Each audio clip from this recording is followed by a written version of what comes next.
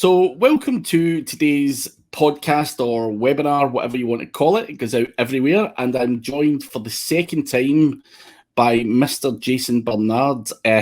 How are you? I'm fine, thank you very much. Thank you for having me back. It's great, and I love the sign behind you.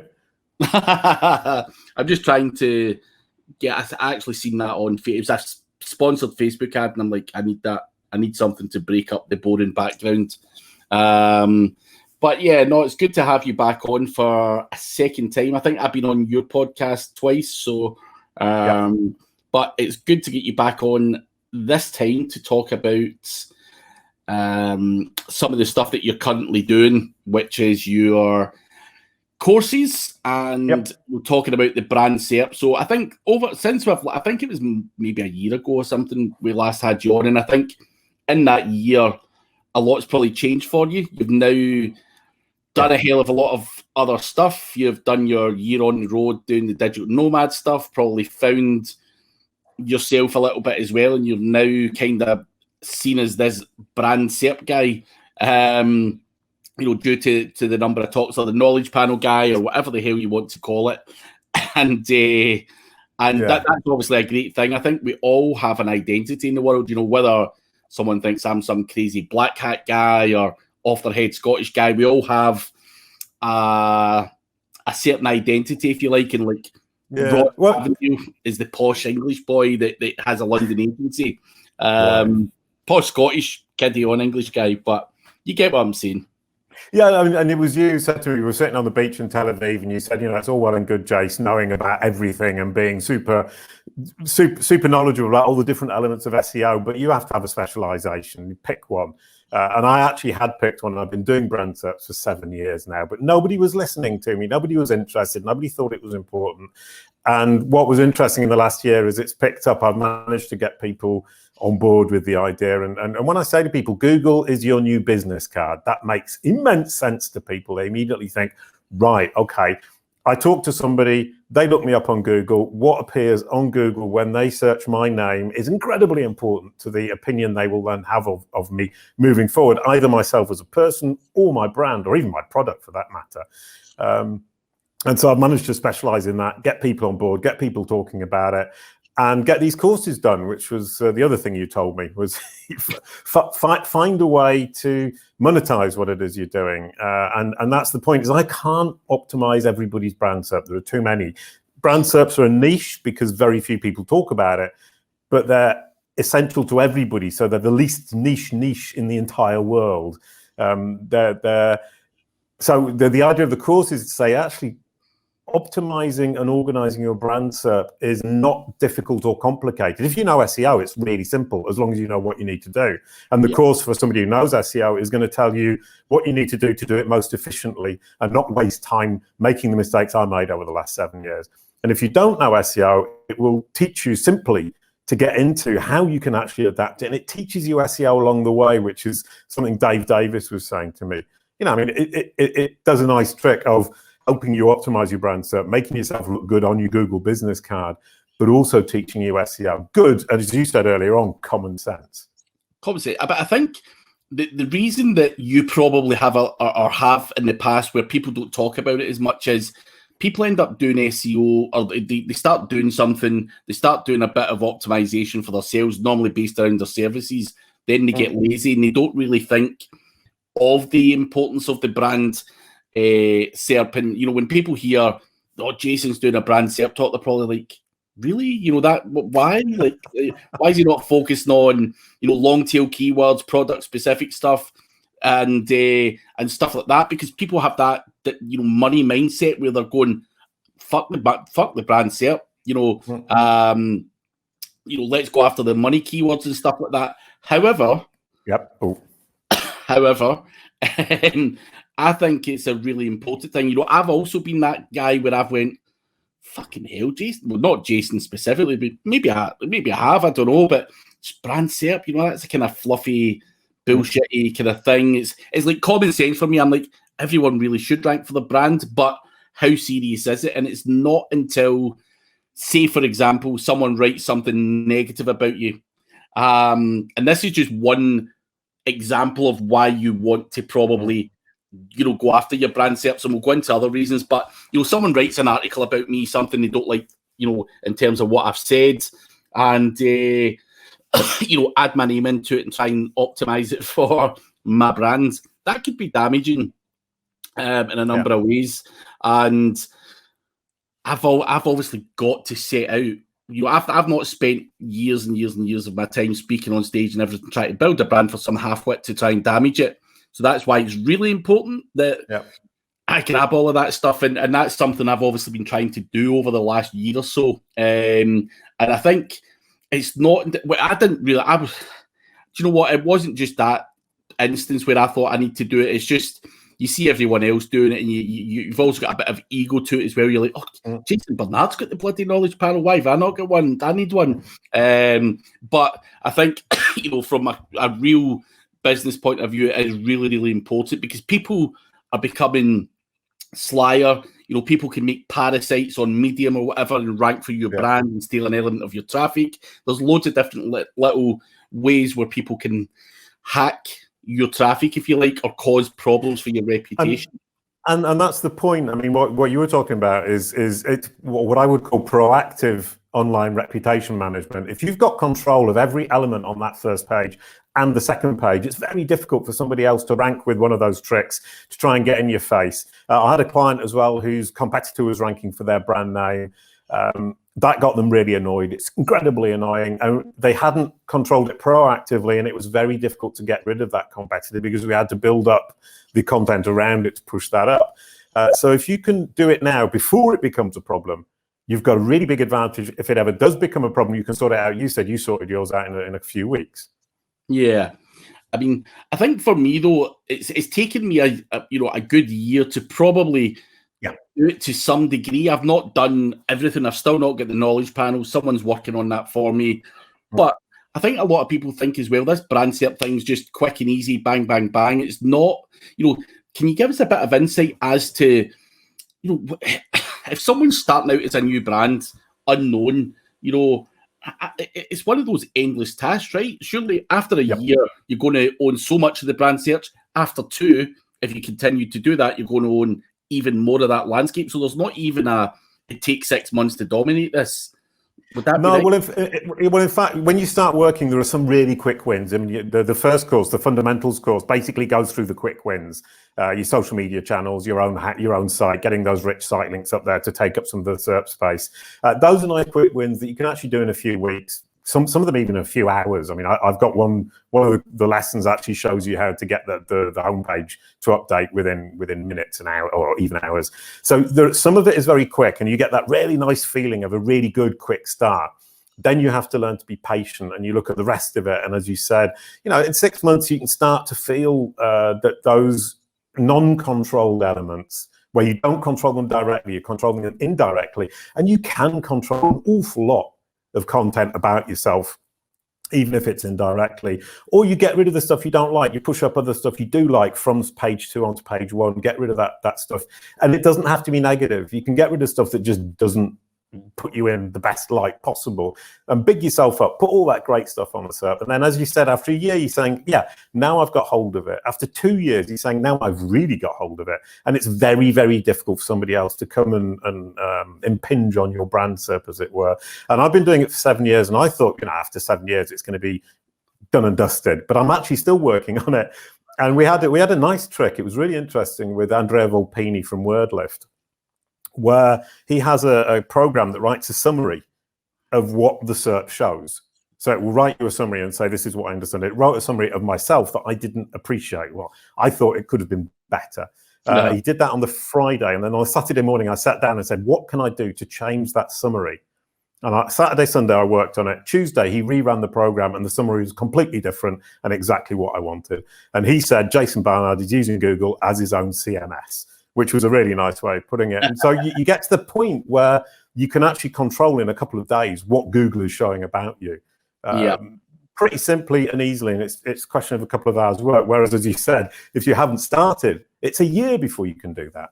Yeah, I think people should probably start to implement this, at the start of the online strategy, or if not, obviously start implementing it now. But I think a lot of guys out there think simply by having their own website that's them protecting their own brand, and that's just naive.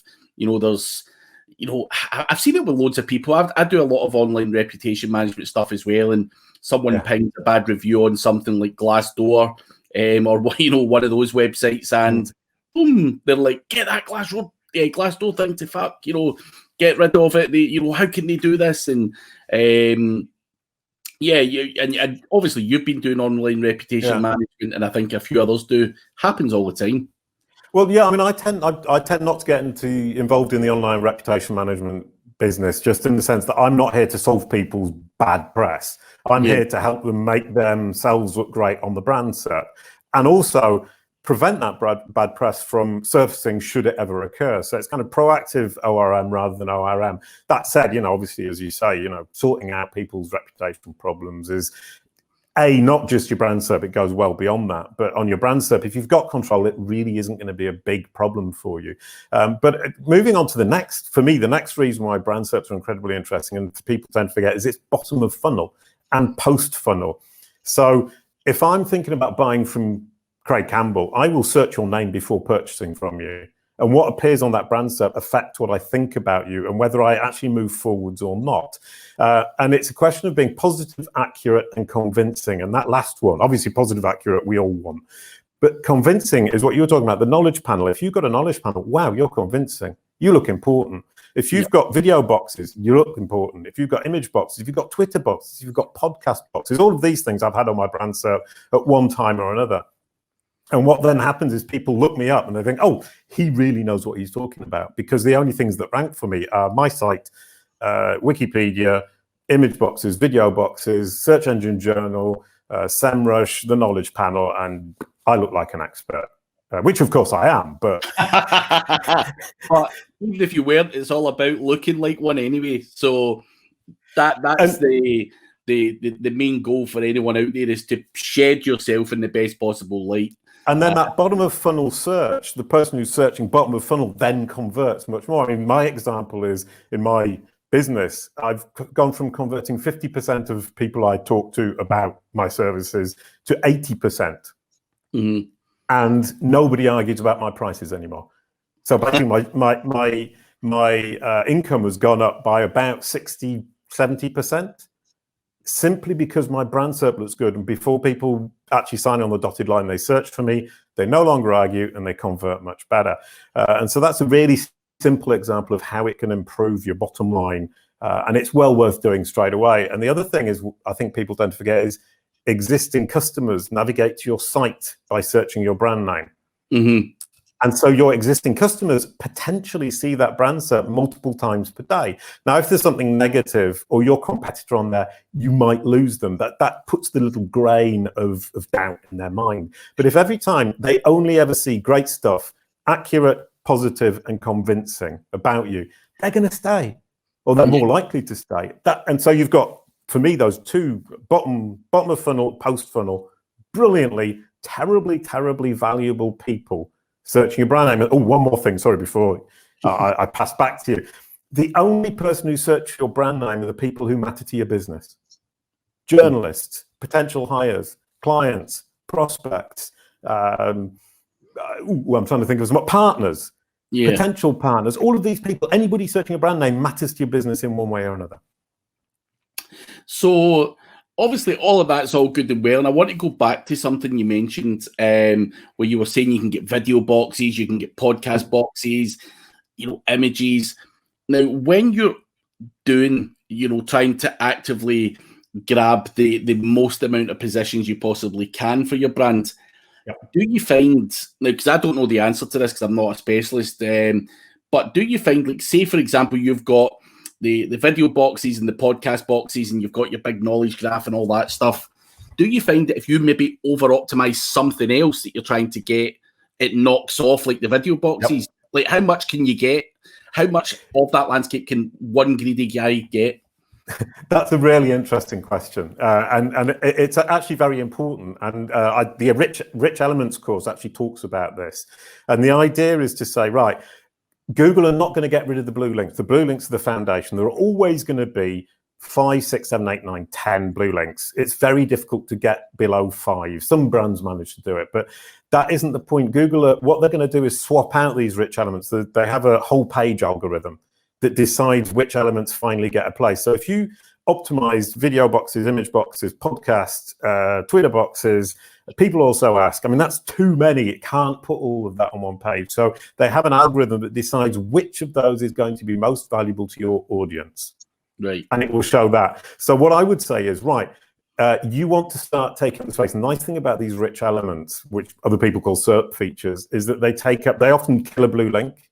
So instead of having 10, you'll only have 9, so you've got less stuff to control. The other thing is they look great, they're impressive, and you control a great deal of the images and the videos and the tweets directly that appear for you. So it's controlled content, and that's incredibly important. But you start off with the images because they're easy to trigger. Yeah. Then you can go for the videos, which require a video strategy. So you need to think about your video strategy. And that's the double bonus, is while you're sorting out your brand search by getting those video boxes, you're actually developing a great video strategy, and you're liable to rank elsewhere, get traffic on YouTube, build audiences on YouTube or on Twitter or on Facebook, which also rank very well for videos. So you're not only helping your brand search, but you're helping your overall marketing strategy. Twitter boxes, if you want the Twitter boxes, you have to have a great Twitter strategy. So if you get the Twitter boxes, you have immediately... you've already built that audience and built that interaction with your potential clients, your audience. So while staying with your brand search, you're actually sorting out a great number of your digital marketing problems and sorting out your digital marketing ecosystem. And just the podcast was an interesting example. I managed to trigger those. And that killed my images. Basically, Google threw the images out because the podcast is more interesting than the images. Yeah, my audience. I can see that. But that was what I was going to ask you. Like, say for example, I was doing this for Minds and I triggered the podcast and it got rid of my images, and I'm like, oh bloody hell, I want my image back up there. Is it a case of trying to force more engagement back over to the image side of things, or how would you kind of manipulate that? Is it engagement? Is it something else? Yep. Almost all of them are to do with engagement. In terms of Google will measure the engagement it's getting on other platforms, which is an interesting concept. So it's an awful lot is off-site SEO. So you're doing SEO on YouTube, you're doing SEO on Twitter, on Facebook. You're boosting the signals that Google sees. You're basically trying to say to Google, this content is valuable and important to my users, and you can see that by the engagement I'm getting on these other platforms. Because Google will rarely rank multiple pages from your own site. So you have to do, beyond that first homepage and perhaps another few links, the site links underneath, maybe 1 or 2 links underneath sometimes.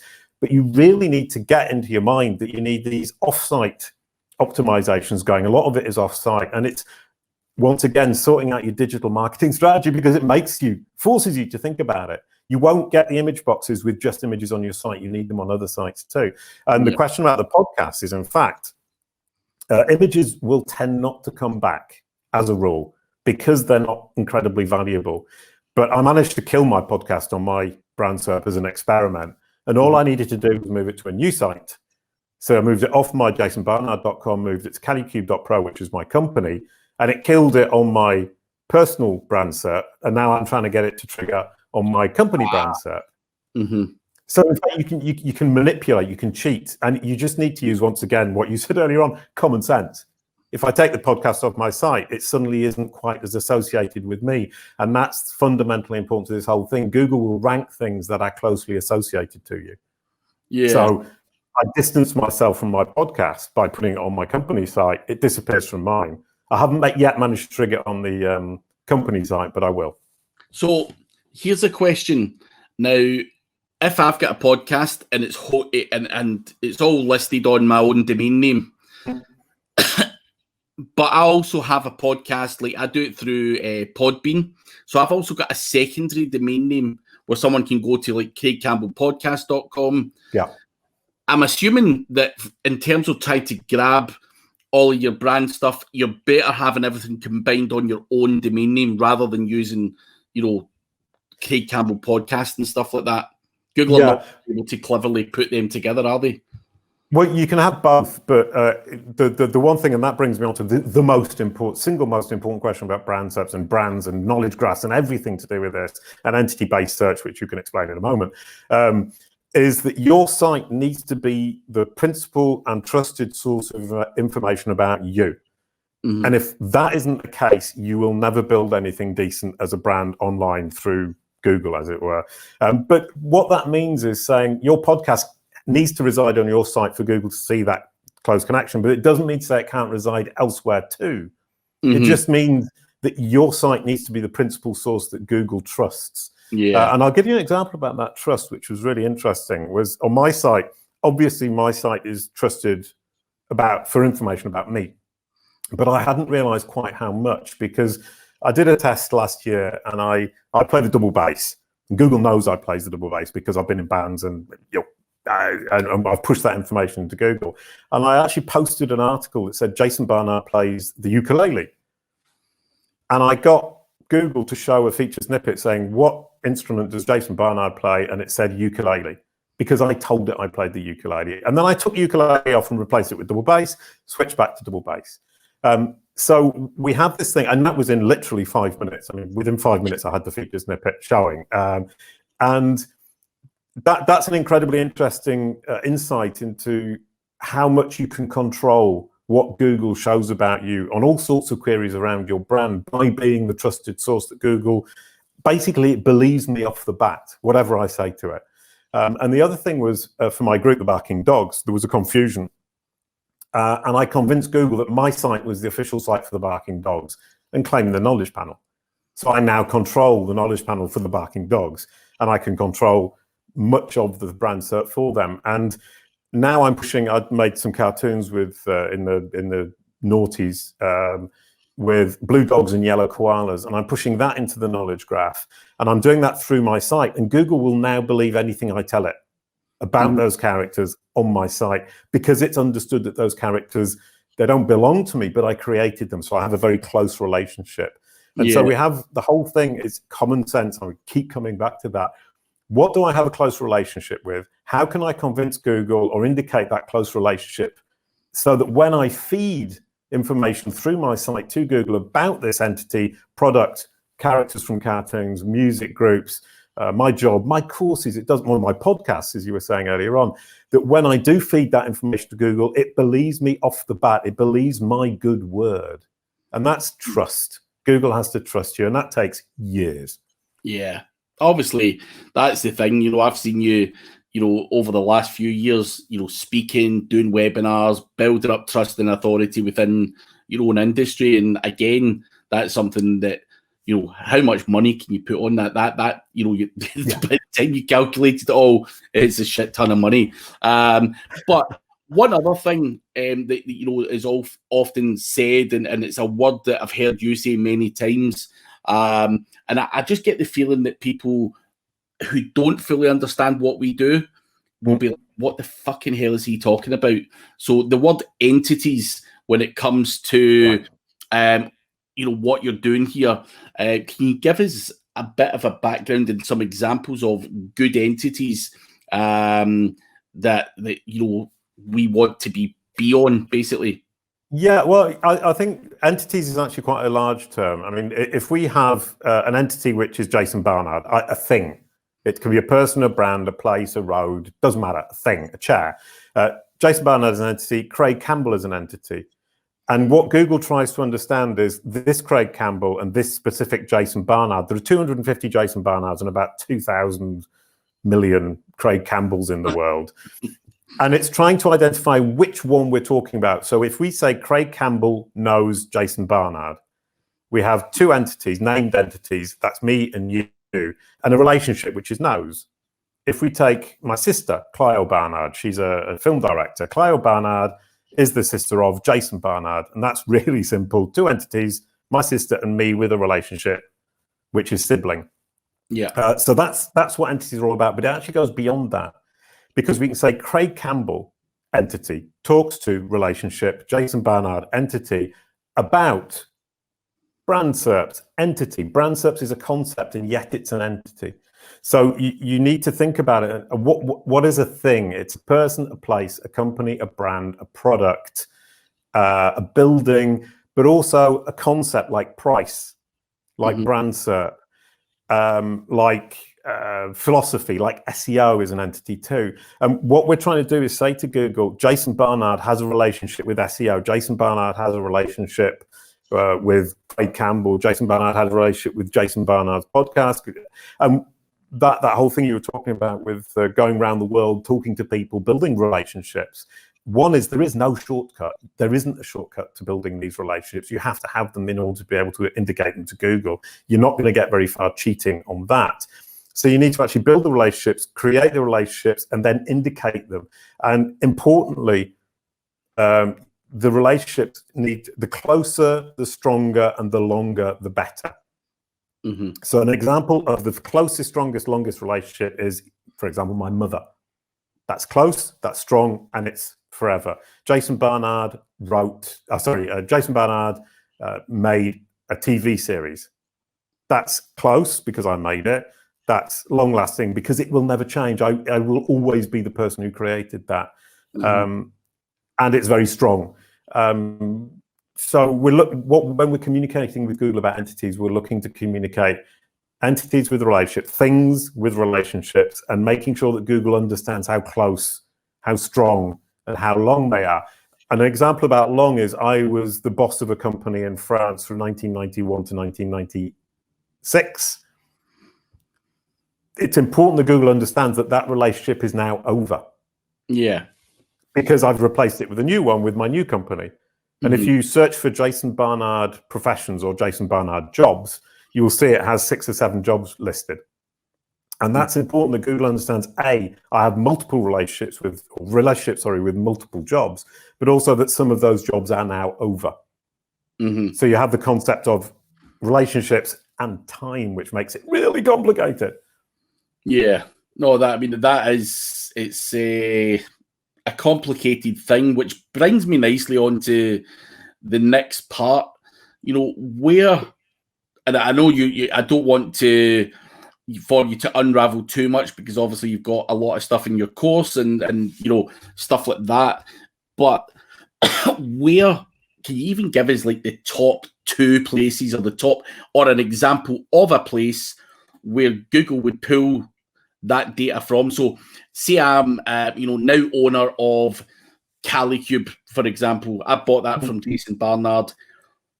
What one place would you reckon, because I know there's a number of them, but is there one place that you reckon I could go so that I can tell Google this has happened and give them that story? Where would I do that? Right. Well, there are actually 2 answers to that question. Once you've been working on it for as long as I have, let's say anything over 3 years, and you've convinced Google that your site is the principal and trusted source of information about yourself, your site is the place to put it. Your site needs to be the place where you place information and then you push it out to other sources. The one place that Google is currently looking that will tend to work is Wikidata. But Wikidata on its own will never do it either. You can't just rely on one source, because what Google is looking for is multiple corroborations from trusted, independent sources that this piece of information is true. Because when it's looking at entities and relationships, it's looking at facts. It's not saying, I think this is true. It's saying, I know this is true. So it's really sticking its neck out. If you think about the knowledge panels on the right, compared to the featured snippets, the featured snippet is, this is what I think is the best answer I have found online. It's the answer I recommend. Whereas the knowledge panel is, this is fact. Yeah. And the fact that I'm citing a site, it doesn't have to be Wikipedia. People tend to think it's only Wikipedia that's cited in knowledge panels. That's not true. I've got 1,600, probably almost 2,000 now, different sources that are cited in knowledge panels. And Google is saying this is fact, and this site, this source, this site that I'm citing is trusted. So you end up with a situation where my go-to place is Wikidata. But that doesn't mean to say just Wikidata will do. So obviously you have to do the course or listen to me for a lot longer to learn all the other ones. I mean, there are. I mean, I'll tell you another Crunchbase is another great place. Yeah. But what it truly comes down to, and I'd like to kind of end this particular comment on that, is my site is the place I place all this information. Everything else is just corroboration. Yeah. No, that makes sense. And one final thing I want to ask you, then I'm going to ask you a couple of things about the course itself. It's obviously seems like a lot of hard work doing all this, and I'm sure it is a lot of hard work doing it, sorting all of this kind of stuff out. But when you say go to places like Wikidata and stuff like that, is there a service or a tool where I can go in and say, Craig Campbell, has featured in a film or something, and it puts it out to a whole bunch of different, websites? Is there such a thing, or is that something you would totally advise against? If there isn't anybody who's doing that right now, if somebody did start doing it and they did it properly, then I would say that's a very good thing, because it saves a lot of time. Basically, none of this is complicated. Absolutely none of what I do is complicated. It's all good common sense, as we said. It just takes time, and you need to be really careful. I mean, the problem with any kind of automated service is always going to be closing the loops. And it's loops that we see as humans that machines don't necessarily see. And if there was ever a case where you're saying Google is so much more intelligent than all these other machines that are trying to trick or manipulate Google, it's so much more intelligent that another machine won't see the loops that Google sees. And one example of that, and it was an interesting example, is I created a knowledge panel for my daughter, for my wife, for 9 characters from the cartoon series, for my group. And I made one mistake, and it was my ex-wife. I didn't close all the loops, and Google ended up creating a second knowledge panel for her instead of integrating the information I was giving into the one I had already created. So we ended up with 2 Veronique Barnards, one of whom was a musical artist, the other of whom was the mother of Leonor Jo Barnard, who's my daughter. So when I created this knowledge panel for my daughter, it thought, okay, this is a new Veronique Barnard that I didn't know before. So we had 2 of them. And somebody was asking on Twitter, how do you merge 2 knowledge graph entities? And I basically said, I don't know, but I'm about to find out. And it took me 3 weeks to merge these 2, that mistake, to correct the mistake I made. And what is interesting here is people think the knowledge graph is very slow to react, but it isn't. I can create a knowledge panel or a sprout, as I call them, the beginnings of a knowledge panel, or correct one in a few weeks, simply by correcting the information, closing all the loops, making sure that all the information corresponds, and making sure that that fundamentally important base site source of information about this entity is updated correctly. Yeah. No, that makes a lot of sense. Now, one last thing, I know I said that before. I've got a quick thing to ask you, and it's just more of a personal thing. Now, a lot of this stuff, you said people think it's all about Wikipedia, which I know it's not. There's a lot more to it. Google's not that dumb. However, a Wikipedia page is important, right? I would say. Now, here is a situation or a scenario. So 2 or 3 years ago, I put up a post on Upwork asking if I could get a Wikipedia page made for myself. So that's fine. People came back with all different prices, said, there's not enough, PR about you, come back in a few months or whatever, which was fine. Now, I met a friend about a year ago, and he's like, I've been a Wikipedia editor for the last 12 years. I'm trusted. I can do this. I can do that. I can sort you out with a Wikipedia page. So I'm like, go for it. So he puts up this Wikipedia page, took months to do it. And someone in the community said to him, dude, like, is this Wikipedia page about commercial activity? And he said, no, it's not. It's not. It's definitely not. Because it wasn't. It was more for me to just have a Wikipedia page and stuff. And so he said no. And eventually, when it was about to go live, they actually came to him and said, listen, mate, this is about commercial activity. And they pulled up that old Upwork ad that I had out there. So obviously, someone is checking crazy things in the background. Now, my friend actually said to me, you will never get a Wikipedia page now because I've done that. Is that the case? But well, there are two things here. One of which is you're now marked for life. That's I mean, the thing about Wikipedia is none of this ever goes away. Whatever you do, it's always going to be there. So you're marked for life, and they do check very, very carefully. I mean, there's an awful lot of checks. I mean, I'm basically the rules for Wikipedia are you need to be notable, and that means being a musician, writing a book, changing your industry, being in a film. And I've been in films, I've written books. Oh, no, I haven't written books, so I'm telling a complete lie. I was getting overexcited. I've been in a band, I've made records. All of these things make me notable, and yet my Wikipedia page still has warnings on it. And that's because they're very, very nervous about all of this. And you need to be able to prove that you're notable. And there is an interesting distinction. It's notable in a human sense. Now, what does that mean? It means that people will spontaneously look you up because they're interested in where you come from and what you've done. Mm-hmm. And I don't want to insult you, but that's unlikely for you. You don't have fans. You don't have, or you do have fans, but not in the sense, not in the sense of a film star or a music star or somebody who's written a book. What if I was to tell you that I have 3 books that are published and I have been in a film? Oh, right, yeah. In that case, you maybe should have approached it from that point of view. But they were published. The Wikipedia was basically just about SEO. Right. Well, that's it. I can't tell you exactly what the circumstances were there, but if you've published a book that's been pushed out into shops, physical books, it's not a Kindle version of a self-published book. It's physical books, physical albums. They become noteworthy in a Wikipedia sense. But I think it's really important to take a couple of steps back and say, Wikipedia is an encyclopedia for humans. It needs to contain information that humans find interesting and helpful. The knowledge graph, which is Google's version of Wikipedia, which is a machine-readable, machine-usable encyclopedia, doesn't have that distinction. It doesn't care if you're notable or not. It just wants to understand who you are and what you do. And that's phenomenally important.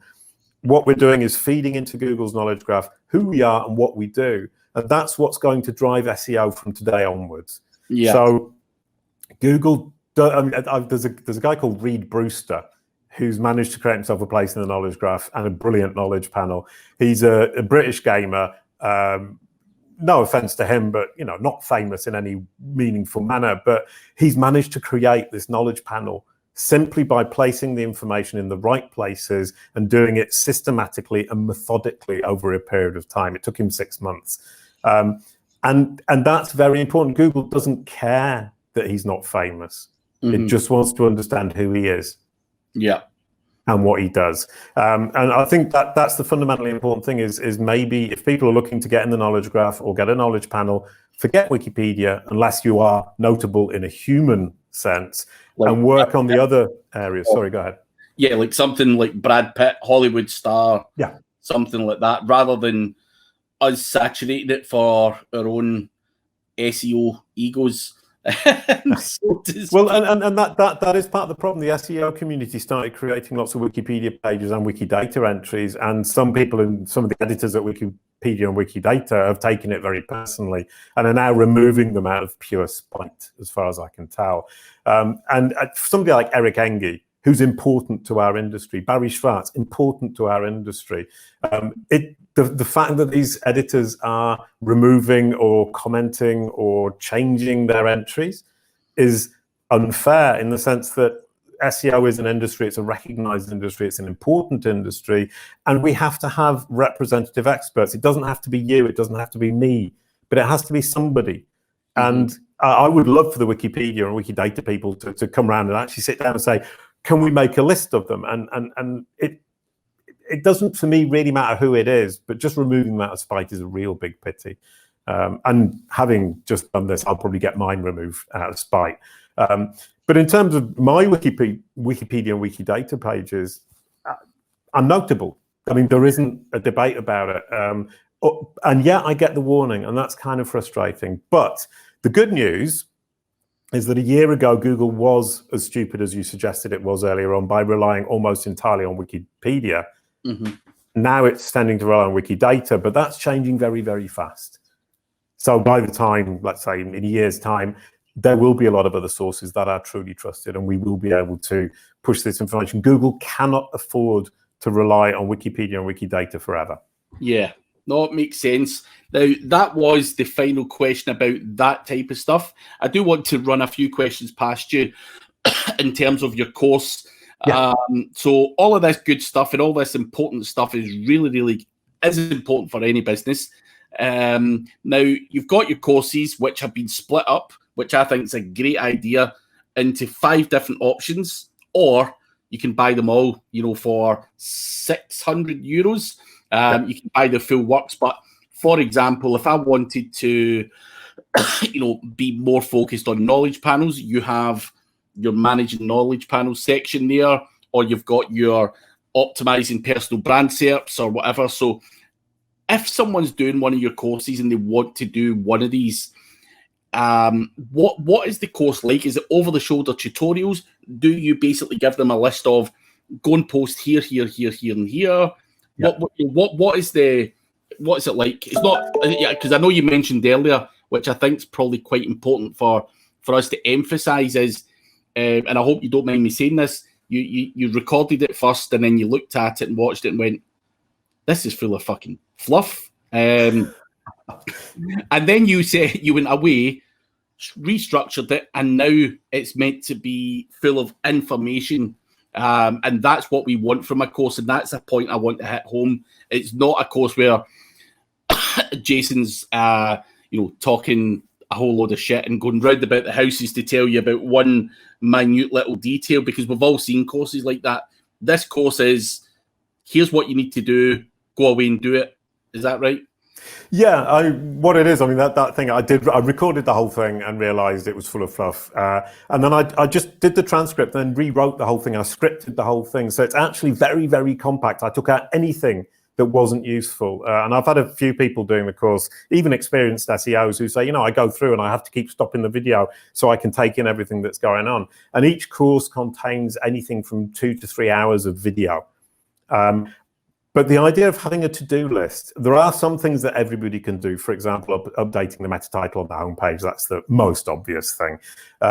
So obviously I explain that in detail. But then the specifics for each case are always going to be different. So what I'm teaching is, what's the approach that will allow you to understand what you need to do for your specific situation?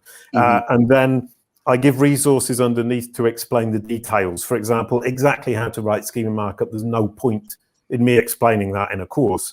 What I can do is say, you need schema markup. This is the one you need to focus on. This is what it's going to do. This is where it's feeding into. Look in the resources below. There's a link to explain exactly how to write it, or a link, in this case, to a tool on calicube.pro, which is my site, that allows you to create the schema markup automatically. So the idea is to say the videos themselves, which are me recorded speaking like this in this beautiful red shirt, with a slide deck behind me, so that I can show information that supports what I'm saying and helps with understanding and helps digest all this information, because it is a lot of information very fast.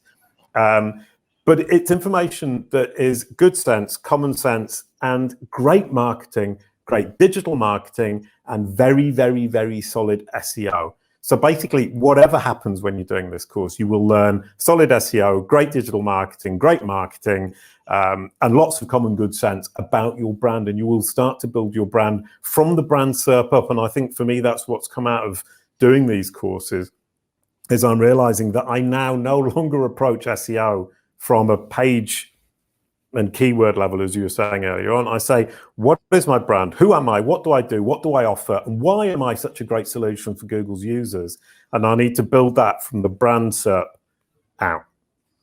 And that's a job in itself, right? If you really wanted to go all out attack, you probably could have a person dedicated to brand SERP and a person dedicated to products or services. Yes, exactly. Because, and as you rightly say, a product SERP is a type of brand SERP.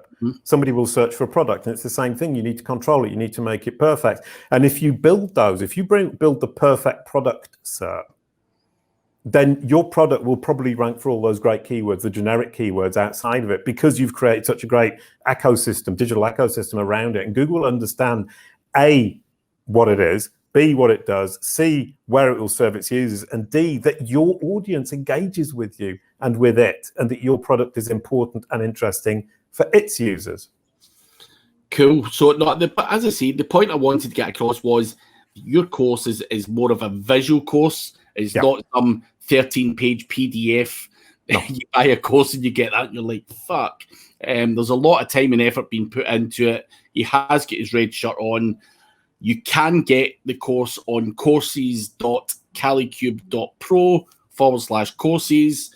And as I say, you can get the 5-course bundle for €600, or you can take your pick on any of the specifics that you may need information on. I mean, taking the pick thing. Sorry, I agree with you. It was a great idea. It wasn't my idea initially. It was actually Niels de Moor from WooRank who was talking to me about it, and we came up with the idea together. But that idea is saying, I just need the fundamentals. I need to get started. You just buy that. You get started. You see how it goes. Then you think, oh, I want the video boxes. You buy the Rich Elements course, and then you learn to trigger video boxes, Twitter boxes, podcast boxes, image boxes. If you've got a problem, you only need the getting rid of negative content course. You want a knowledge panel, you only need that one, the knowledge panel one. And then personal brand SERPs. Obviously, as a person, I don't need a lot of the stuff that's going to be in the business-oriented ones. I just want stuff about people. And people have the problem of ambiguous names like Craig Campbell or Jason Barnard. That's a very specific problem that a lot of brands don't have. Yeah. So yeah, you pick and choose because each of us has different needs, and I think that's I think I made a smart decision to do it that way, because it makes the entry much cheaper. It's only about €100 to get into the fundamentals course, and allows people just to buy the bits they need. Yeah, no, it makes a lot of sense. I think for what I can say, it's definitely the right decision. But anything else we can add here, Jason? Is there anything else you want to share about your course that I've maybe not asked? I would say, actually, sorry. I mean, I'm incredibly enthusiastic. I mean, you know me really well, Craig, and anybody who's seen me on any shows or webinars or in conferences, I'm like this all the time. I can't help it. This is who I am. And the course is like this. It really is trying to communicate to people how they can help themselves with their brand SERPs and make that brand SERP really, really sexy and convincing. And the other thing is, I'm really proud of this course. I would take it. I would pay for my own course from what I learned just from researching it, because every time I'm about to say something, and that was the rewriting thing that I learned, is as I rewrote it, I thought, do I know this or do I just think it? And if I thought I only think it, I don't actually know it, I set out to prove it, to figure it out. And then when I did say it, I knew it. And it wasn't just something I thought or imagined, or, it's everything in here is stuff I've tested. It's all stuff I've done. None of it in there is something I haven't done.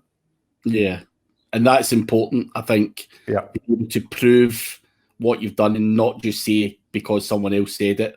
Yeah. Which is what a lot of people do in this industry. They go, oh, yeah, it sounds quite good. I'll just throw that into my next talk.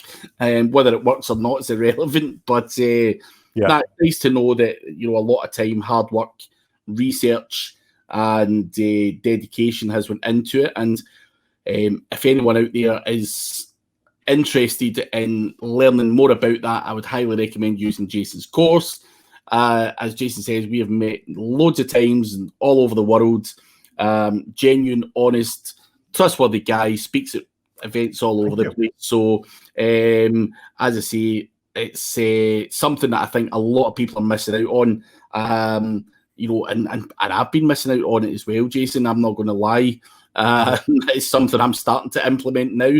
I've been in this industry 18 years, and it's only probably in the last 18 months I've really started to switch on and go, right, this is actually important.